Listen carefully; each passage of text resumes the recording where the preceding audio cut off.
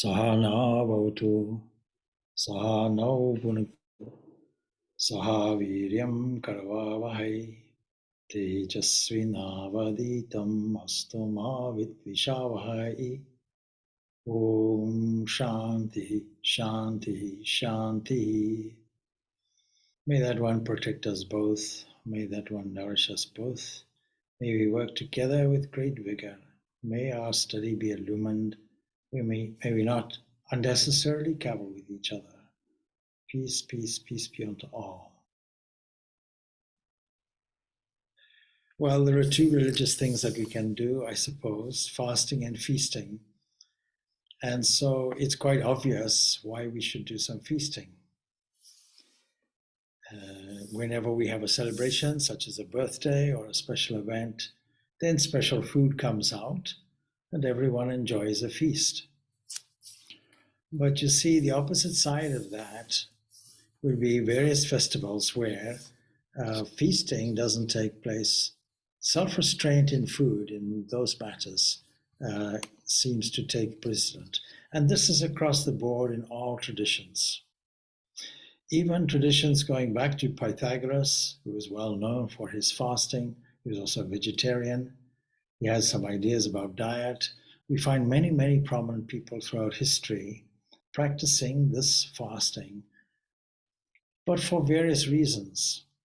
It's become very fashionable today to do intermittent fasting or fasting for health, and that's one reason why people do fasting. And it's also one reason why people decide to put it into their religious activities. Because if there's a better sense of well-being, a better sense of concentration, then it makes great sense to have some fasting that will benefit the body and the mind. The interrelationship between food and the body and mind comes out in the Chandogya Upanishad.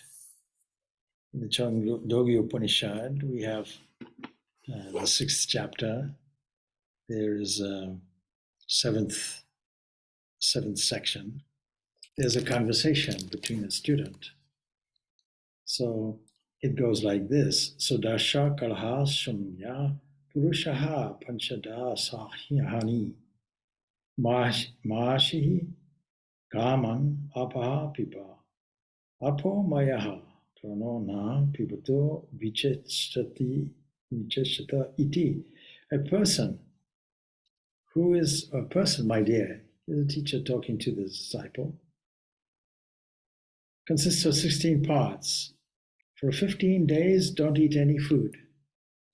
Now, there's a long fast going on, or about to go on, from the 10th of this month, called Ramadan, where Muslims will not take any food, or water for that matter, no liquids, no solids, from sunrise to sunset.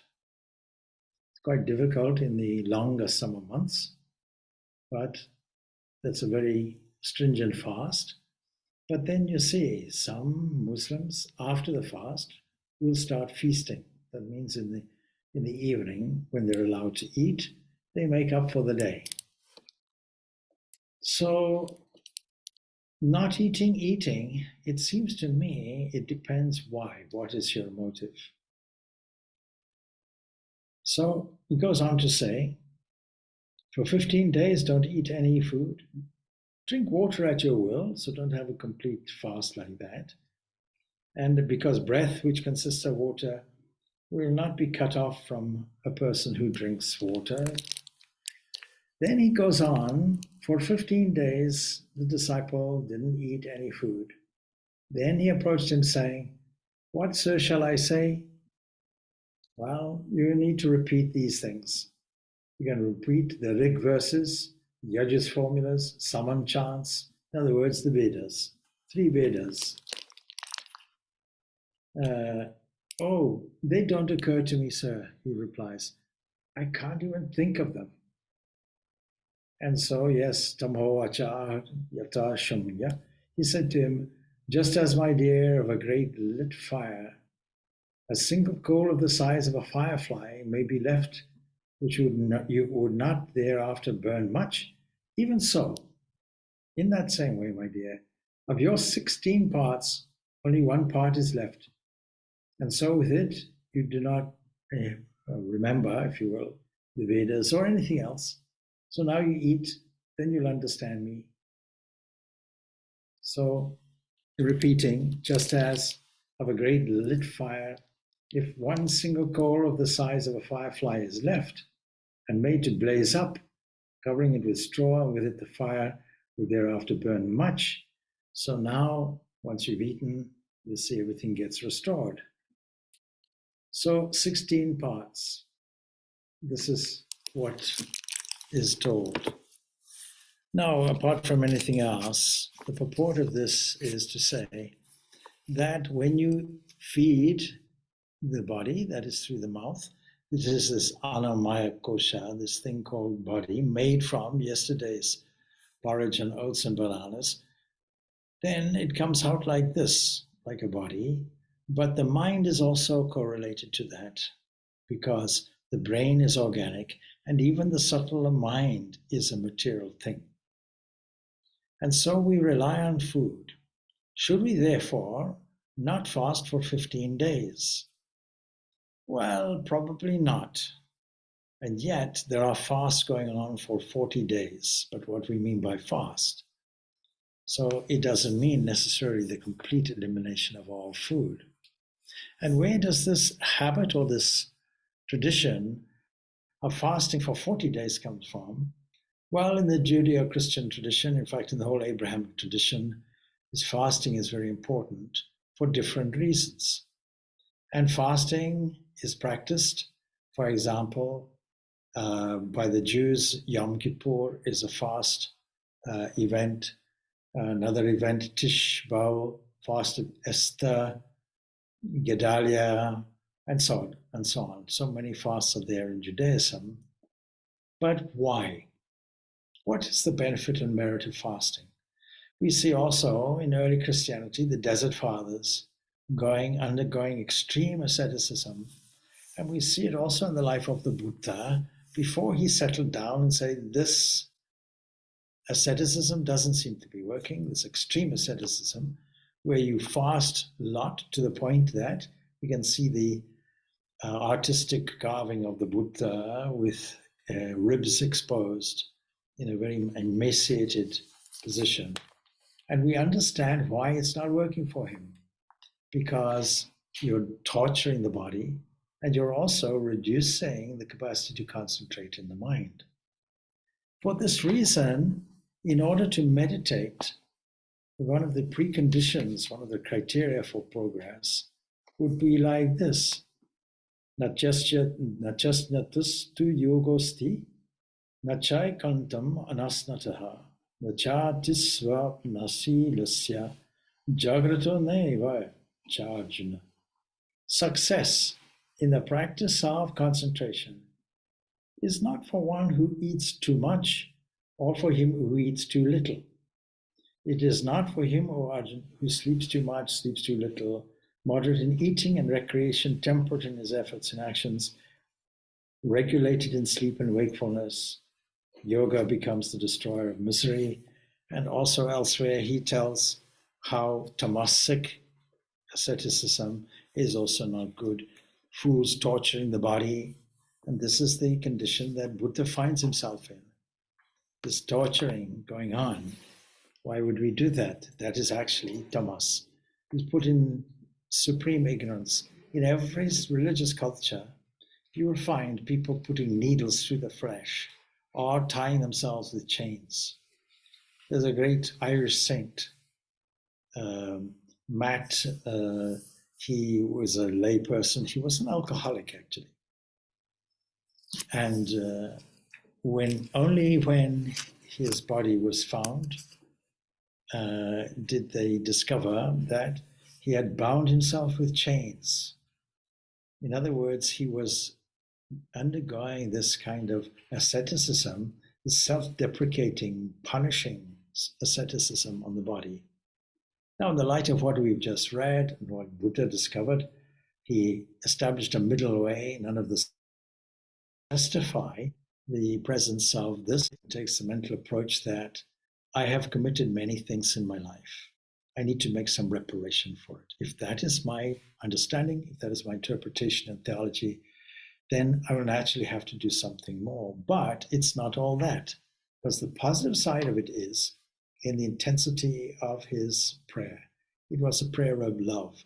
I'm happy to sacrifice my pleasure and my comfort physically and all these things in order to be close to you, to embrace you, to offer something to you in return for the fact that you offered something to me, namely the theology of the Christ on the cross.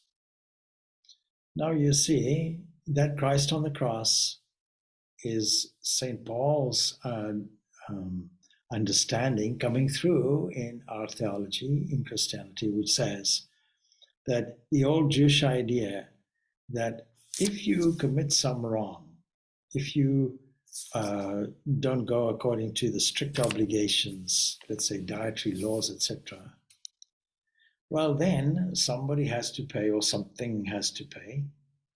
And of course, we can sacrifice an animal. Animal sacrifice can be there in reparation for it.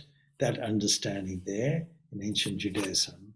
And St. Paul updates it and says, never mind about that. The reason why Jesus hung on the cross and was tortured was voluntarily for the sins of others, being the sacrificial lamb, human sacrifice, if you will. That was the idea. Now, the details of fasting practices, of course, differ in various traditions. But right now, Christians are doing some fasting. They're fasting for 40 days. That is maintaining the Jewish number for fasting, 40 days in the desert and so on. And they are fasting for 40 days. But what about this 15 days? It's not taking no food. It's simply an opportunity for two things. Firstly, to control the senses. A time for reflection, a time for silence, a time for prayer. That means, therefore, that fasting and prayer can and should go together. And then, of course, there are other opportunities. In Hinduism, for example, Vaishnavites will select Ekadashi days, and they will fast on those days, and other people fast on Tuesdays, and other people fast on Wednesdays. Depends on your tradition.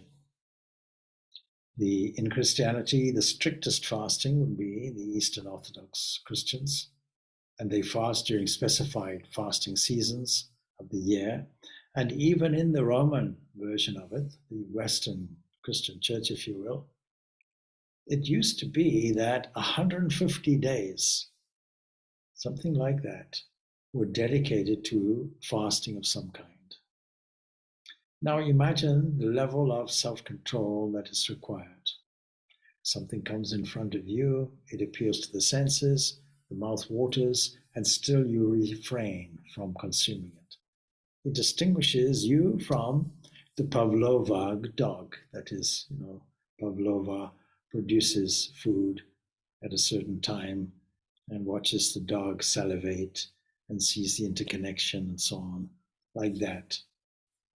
So you see, there are various periods, Wednesdays, Fridays, every Wednesday and Friday in the Orthodox tradition, and so on. But as I mentioned, the point is why. So we'll see that in Buddhism, in Hinduism, in Jainism, there is an ascetic tradition in all of these religions. And there is an ascetic tradition in the Christian tradition, the Muslim tradition, the Jewish tradition to a certain extent, the Baha'i tradition, which is the kind of newest kid on the block of religions. And their fasting is also observed from sunrise to sunset during the Baha'i month of Allah. That's about 1st or 2nd of March, on the 19th or 20th of March, around about those dates. Because the Prophet Baha'u'llah established the guidelines for this. And it's the complete abstaining, in this case, from food and drink during daylight hours. And I suspect that this comes also from the Muslim tradition, the Islamic tradition. Since Baha'i faith grew up in Iran. And of course, particularly they mention abstaining from other things like smoking. As some of you may know, I only smoke when I'm on fire, and then there's a lot of blowing taking place. But you see, in other words, let us restrain all the senses and try to, restrict particularly the bad habits that some people may have. So observing the fast is an individual obligation. It's not a social obligation for all. And it's binding on the Baha'is who are, between 15 years of age and then reaching maturity, 70 years of age. In all traditions, there would be exceptions and exemptions. There was the great monk Erasmus, who could not stand fish. And part of the fasting practice might be on some days, you don't eat meat, you eat the fish, let's say Fridays. But he couldn't stand it. He couldn't stand even the smell of it. And so he got a special dispensation for it. And the story goes that on that particular day, and he was there and everybody eating fish and the stench and so on, he felt nausea. And then a wonderful loving person brought him some meat to taste, and he couldn't do it. He couldn't do it because he felt guilty, there being the exception, but there was a big furore about it. So food and eating and not eating, this is extremely important, even though you wouldn't think about it normally and associate it with religion, religious practice, and religion tradition. What has that got to do with the practice of Vedanta and yoga? Well, we have to be balanced in all things, but by the same token, there is an exhortation to the value of this, of fasting. For example, we can see in the Mahabharata, it's like that. We find in Yudhishthira saying that it is one of the highest forms of discipline that you can really take on board. He sees that it is, despite the fact that, of course, different sects will fast on different days, devotees of Shiva tend to fast on Mondays. And on Friday coming up, we have the Shivaratri, and pretty much everybody would want to fast on that day. But why? Now, some may say you'll get merit from it. Well, if you get merit from it, this goes against the grain in terms of what is required in all the scriptures in terms of practice, namely tyaga, giving up the fruits of your activities. We don't want to do it to gain any merit in the highest form of religious practice. The lowest form of religious practice, yes, we can do it, but you see, it's still attached to the world. It's still valuing the material world as something extremely important, even though no doubt it has its effect, and it's better than nothing. Because every form of self-restraint will be as much as strengthening the will. It will have that effect. And strengthening the will is very important. Being able to deny the urge of the internal senses. The external senses are nothing. It's the internal senses. If you desire, say, something that is tasty, and this has become for you a kind of comfort food psychologically, then when you think of that food, no doubt all the senses will follow on. And if you don't leave it or deviate or deal with it in some way, divert the attention to something better, then of course the senses will follow through, the material senses, the physical senses. So the great Saint Tyagaraja was faced with this dilemma. He was invited to a feast by a king, and he was just about to go, and he thinks, no. And he has this habit, which many saints use, to address the mind itself. Oh, my mind, what do you prefer? Do you prefer going here, where there'll be feast? Even after all the teachings in the Bhagavad Gita, Krishna still asks Arjun, now you've learned everything else, now make your own mind up. Follow your own course. So that caveat of freedom is always given to us. Because at the last moment, our self-discipline is not dependent on somebody else. It's dependent purely on ourselves and our own activity. So various days have been selected in various traditions. For example, Thursday in many traditions would be dedicated to the Guru, and many Hindus who follow a Guru will fast on that day.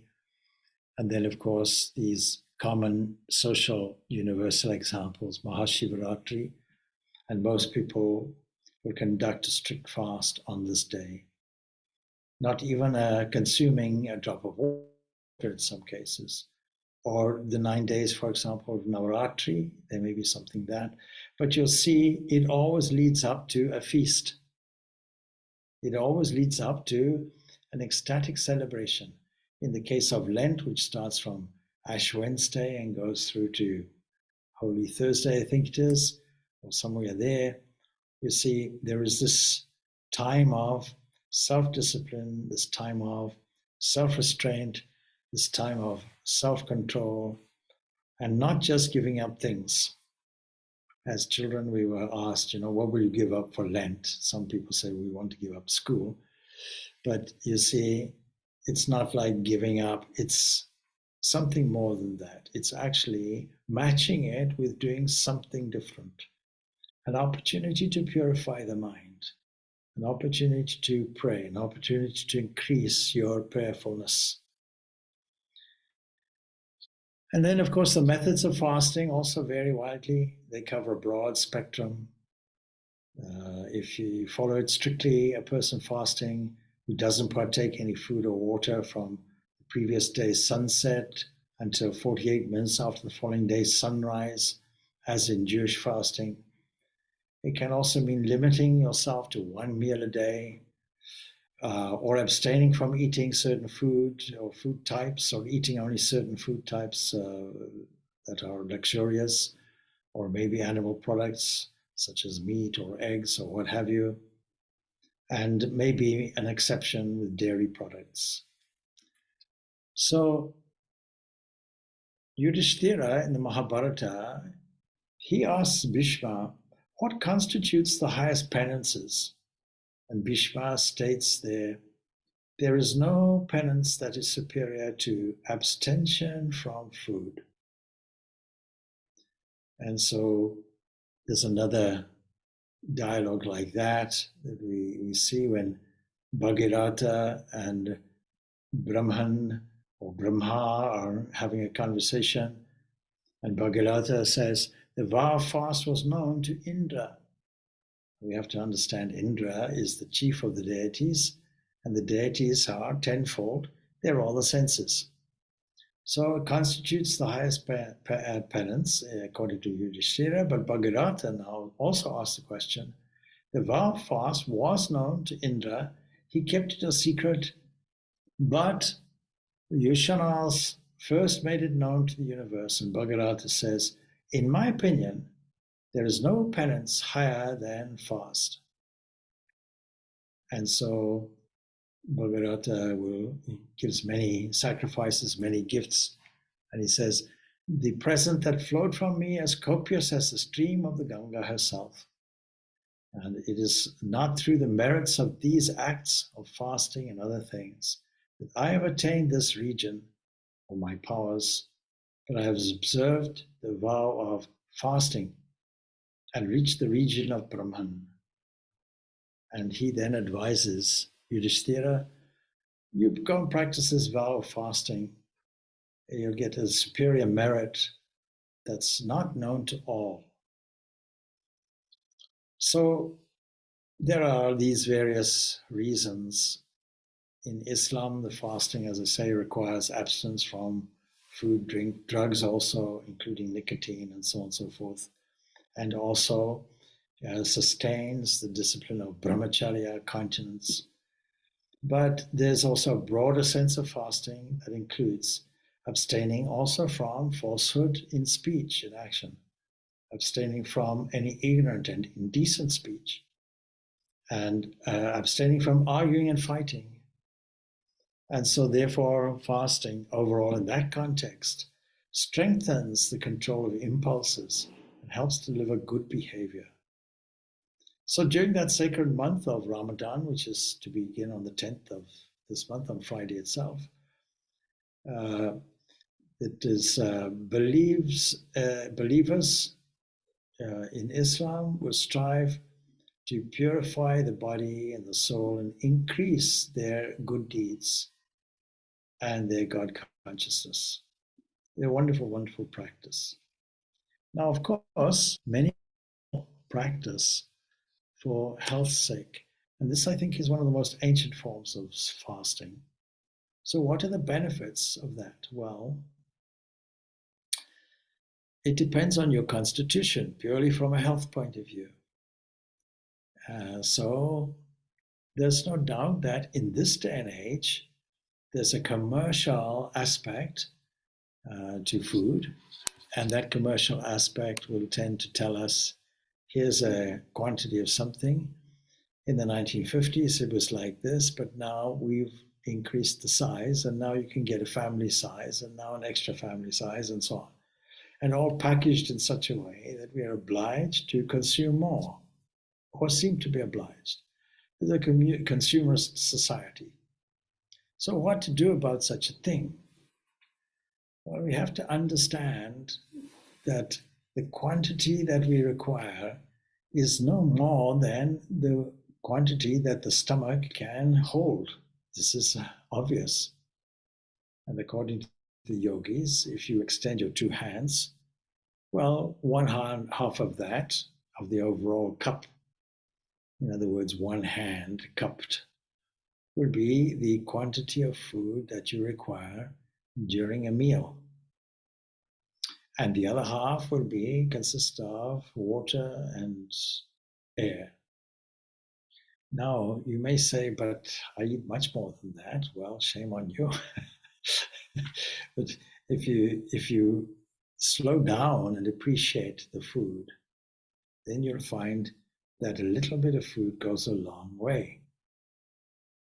Because the body requires, you see, whatever you have in the body is divided. Now, going back, of course, to the Chandogya Upanishad, we find some interesting text on food itself. And everything is in terms of a threefold nature of food. Anam ashitam tredha vidiyate tasya yaha stadisto datus tat purisham bhavati yo madhyamas tan mansam yo nityas tan manaha. Food, when eaten, becomes threefold. The coarsest portion becomes the feces. Let's just digest, forgive the pun, that for a moment. So the quantity of food that you eat, probably the nutrient requirement of that is a very small percentage. The mass of that goes off and has to go off. That means if you're eating, let's say twice a day, 3 times a day, and it takes, say, 4 hours to digest your food, then that third of the material, in other words, the coarsest portion that you eat, that becomes ready for throwing off. And bacteria helps with it, and so on and so forth. Calm mind also helps it. And then you see, the middle portion, it says, is the flesh, and its subtlest portion is the mind. In other words, the middle portion, that comes out as the body, as all the cells of the body, the cellular nourishment for the cells of the body. And the subtlest portion of it is there ready for the mind, in other words, for the process of thinking. And that is why when the disciples asked, please stop your food for 15 days, not the water, but just the food, and let's see what happens, kind of experiment. Now, please make this recitation. Recite the Rig Veda, Yajurveda. Please tell me what the chantings are there in the Samaveda, and the student cannot do it. And so, subtlest portion is there in the mind. Now, Shankaracharya also argues that the mind being fed by food is material, is elemental, and not impartible and eternal. And so he makes that distinction. Anupashitatam maso bodhiktam eva. Then water, what about water? Apaha pitastrida vidiyante. Water, when drunk, becomes also threefold. Its coarsest portion, now you find a pattern going on, it becomes the urine, and its middle portion becomes the blood. The subtlest portion becomes the breath. There's a wonderful analysis going on.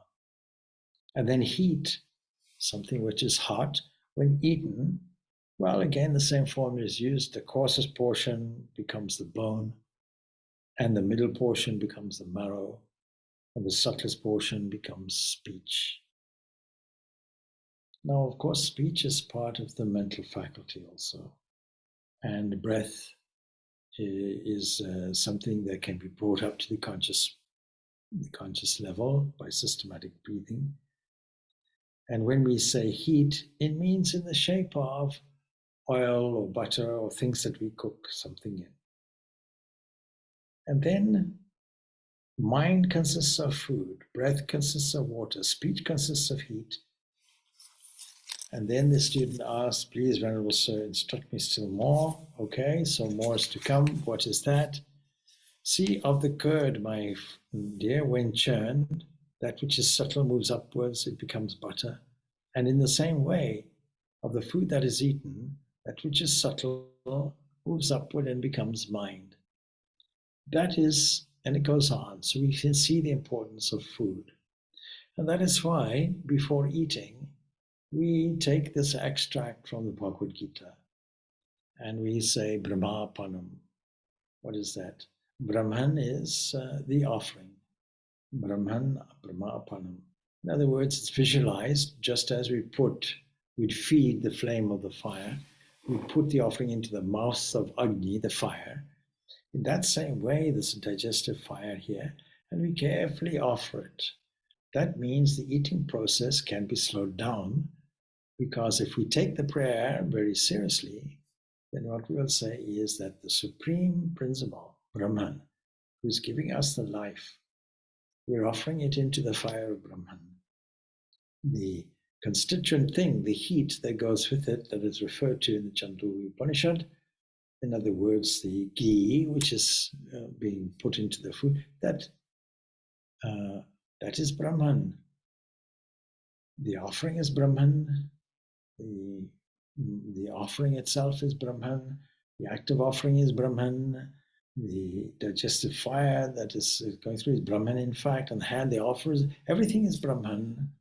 And if you think of Brahman in all things, you go into Brahman. That's really our goal, to go, as it were, into Brahman. And what that means is, of course, we're not going into anywhere, it's just an expression, because Brahman, that is our actual nature. We call it Atman in us. And the Atman, as we know, and Brahman are one and the same. So, the understanding of food is really, in the Vedantic way of understanding things, is central to the way the whole universe operates. Is divided into the eater and what is eaten. And you can't, if you are not careful about it, you'll mix up the object and the subject. The Swami likes bananas. We can't ask when will the bananas eat the Swami. That's an irrelevant question. You can't put it that way around. So our mix-up of object and subject is our difficulty. Now you see, this food and the purity of the food is the next thing. And some, such as Ramanuja, will take the literal idea of purity in food being central thing. And of course, if we take that too far, then we bring religion to the kitchen, and that's really not the idea. So there has to be some leniency in the principles, which says, let us find out some rationale in it. Let's take, for example, historically the Christian tradition. Martin Luther, when he put his thesis up and so on and so forth, he wasn't keen on all these fastings and these celebrations and these ritualisms and so on, because he came to the conclusion, no, St. Paul, in his view, had said faith and not works.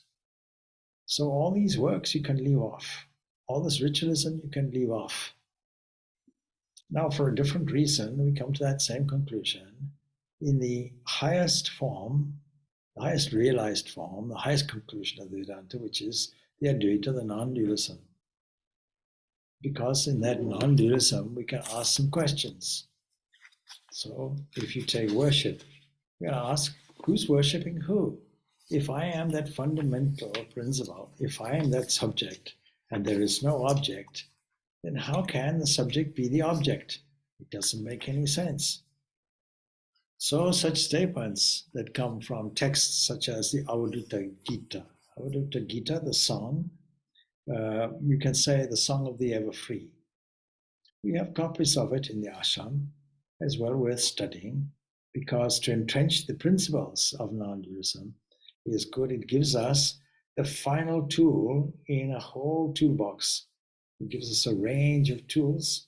We can select them in 3 categories. We can select dualism. We can select non-dualism. We can think that we are a part of the divine and go in between. And in practice, spirituality is taking this journey between the dualistic to the qualified non-dualism to the absolute non-dualism. And even though we may be dualists, let us say, and love and worship a personal God, it is to our advantage to have in our toolbox at least the principles that solve all the problems. I brought up, I think the other night or sometime, that there's a seemingly an obsession and interest, if you catch up with modern trends and discussions, in transgender issues. Now, I don't know where this arose, but it seems to me not a very important issue, even though Occidental society thinks it's as important. Still, from the Vedantic point of view, it has no relevance whatsoever, since the Atman has no gender, therefore no transgender, not male, not female. And so you bypass many issues by asserting the deepest level of understanding. You are never born, you will never die, says this Avadutta Gita. We recognize these words. We recognize them, of course, from the Kathopanishad, and we recognize echoes of them in the Bhagavad Gita as well, in the 2nd chapter. Straight up, this is told. By the way, here's, I'm going to go to the root of it. You're not born and you don't die. That's it. Straight away.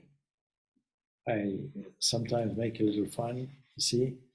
So how does, what is the most ancient psychologist we have? Oh, that would be, people say Freud and this and that. No, it's Krishna solving the difficulty for Arjun of a nervous breakdown, a neurological condition evidenced in the physicality that is being exhibited.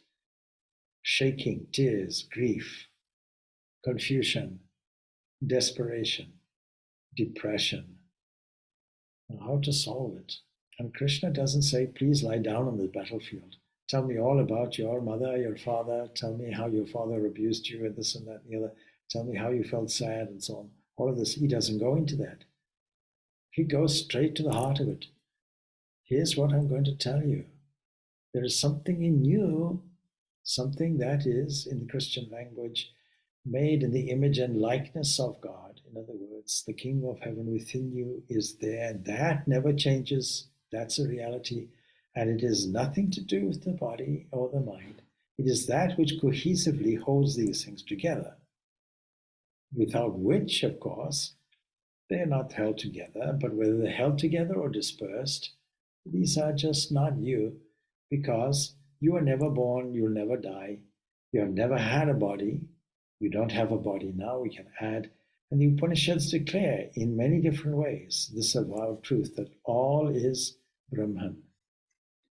Now, in terms of the Upanishads, of course, there are two types of scriptures.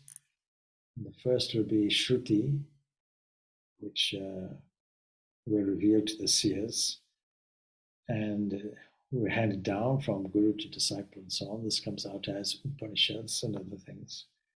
But the second is the Smriti, the things that we remember, and that is the man-made scriptural laws and so on. And most scriptures fall into this category.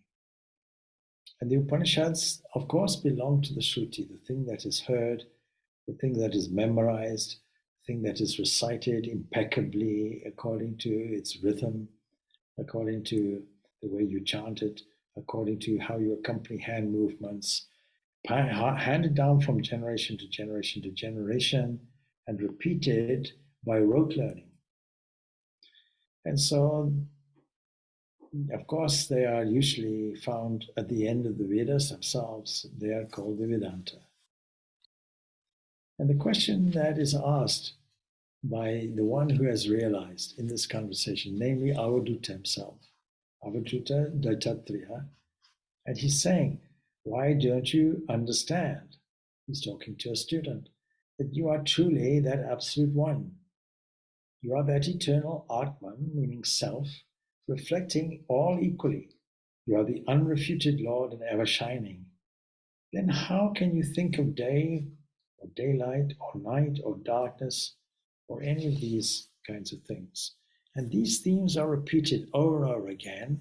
And the purpose of repetition is to hammer the point home, sufficiently so that you at least pay a little attention to it.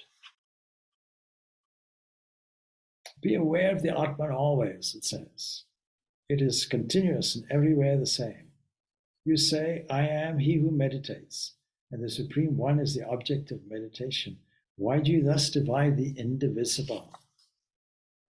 Now, when we have this sense of oneness, all fear will go away. Fear only comes when there are two things, but when there's only one that is understood, tangibly present, rehearsed time and time again, and the process of meditation will lead you there, but you always have to remember it as a principle. And then you have to feel it. You can use your imagination about it also, but until you get to the point where imagination is not necessary anymore, the real understanding, the fact of it, stands alone. You are always present within as well as without.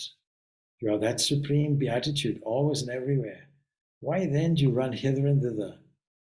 And like a confused ghost, it forms a nice picture. For you and me, there can be neither union nor separation, because the reality is this: neither you nor I, nor the world exists. The Atman alone abides. Now, why are we bringing this up in the midst of a topic about feasting and fasting and so on and so forth? Because the fasting aspect that goes from time to time is the opportunity to dissociate from your identity with the body. I'm not the body, I'm not the mind. I can make this detachment. Now you might say, that makes you like an unemotional robot, like something like a rock or something, not engaged in the true concerns of the world, not being compassionate, not at all.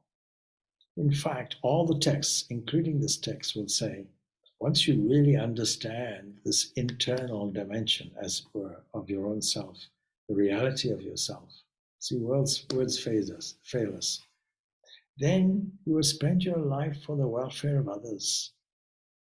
So immediately there'll be this understanding of compassion, which leads you to an opening which says, this Atman that is in me, is in you, is in the other person, is everywhere. And then becomes a sense of adoration. So this is the value of fasting. It is present in every single tradition, in every single culture. And we see that in Jainism, for example, I have an article in front of me So fasting in Jainism, prior to undertaking a Jain fast, the person must also make a vow or a formal statement of intent. That's a wonderful idea for everyone. Why am I restraining the taking in of food? Well, I make a resolution about it and create an intention about it. In the Jewish tradition, abstaining completely from food and drink, including water as well. And the traditional observance for Jews is a fast of 6 days of the year. And with the exception of Yom Kippur, fasting is never permitted on the Shabbat. Shabbat is the Friday evening and the Saturday, the Sabbath. And so there are these various traditions, and we can study them, all of them, if we wish. But the fact of the matter is, what is our intention? There are some other intentions that make fasting popular. We had Sands, the great Northern Irish martyr, if you will, Bobby Sands, who fasted to death for the political cause of what was viewed as justice. That is in our relatively recent times. We have Mahatma Gandhi fasting over periods of time for the good of everyone as a means of persuading people to be much more reasonable, to be less violent. And so there are effective fasts that are there for a cause. Wherever there's a division, for example, you might make a vow that everybody has some common sense and comes together. This was true in Mahatma Gandhi's case also. And then, of course, as I say, there is that kind of fast which is to do with reparation or atonement. So Yom Kippur is one of those days. It's called the Day of Atonement. And then less of that is a common period of fasting in Christianity, in the Eastern Orthodox Christian sense of fasting, which is there during specific fasting seasons of the year. In Zimbabwe, Catholics there had to have fish on a Friday until somebody realized fish is a luxury. So the idea was universally, you don't have a meat on a Friday, you're going to have fish on the Friday. And then people realize, oh, actually, fish is hard to get and it's a delicacy on the Friday. So that was suspended. In other words, there's some flexibility about these laws and traditions, because with every kind of ritual, we have to understand the purport and the meaning of it.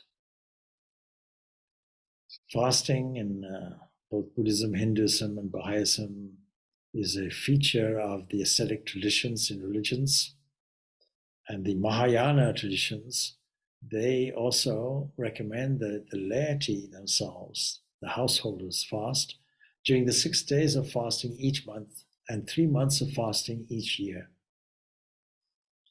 Now, I touched on the health benefits of this, which people are beginning to realize, that if we are eating too much, then the body has a habit of storing the excess. And we can, in many cases, fast under supervision, and normally happens for 40 days, and correct many, many so-called malfunctions. Many people call fasting the medication of the day, the substitute for medication. And so modern science is seeing the benefit, the health benefits of the habit of fasting. Now, the caution, of course, is it's not suitable for everybody. Everybody's constitution is different. But really, taking less food, extracting of it, seeing it as Brahman is the idea, and treating it as something sacred. And so, therefore, all food should be taken as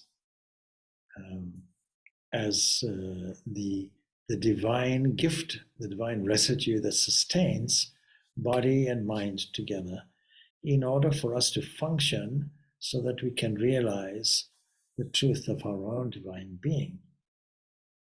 So let us fast when we wish, let us feast when we wish, let us enjoy and value food much more now, and let us take it as a sacred thing where when we eat it in a mindful way, without our attention being diverted elsewhere, and truly eat it in the spirit of that prayer that we traditionally repeat, Om Brahma Panam Brahma Havye, and so on. The Brahman is the food offering, it's the active offering. Every part of the eating process has to be there. And I think the continentals have it right, because when they do eat, they eat with a sense of leisure, enjoyment, and sociability on the one hand. But equally valid, of course, will be the monastic traditions of eating food in silence. Eating food in such a way that we are mindfully eating food. It becomes a kind of offering, a sacred activity. And in eating like this and occupying the mind with the highest presence and values, so that, for example, in the Benedictine tradition and others, there is somebody who is reading something, either from the Rule of Benedict or the Gospels or some inspiring text. One person is reading, but everybody else is silent. When we go on silent retreats, this is the whole thing. Even when eating, we don't say anything. If you want somebody to pass something to you, then there's an indication a kind of sign language takes place. So this subject comes up because of the Lent, and of course, for Hindus, there's Shivaratri on the Friday, and so the two events are compatible. And then, of course, the start of Ramadan on the same day. So, Om Shanti, Shanti, Shanti. Peace, peace, peace be unto all. Thank you, Swamiji.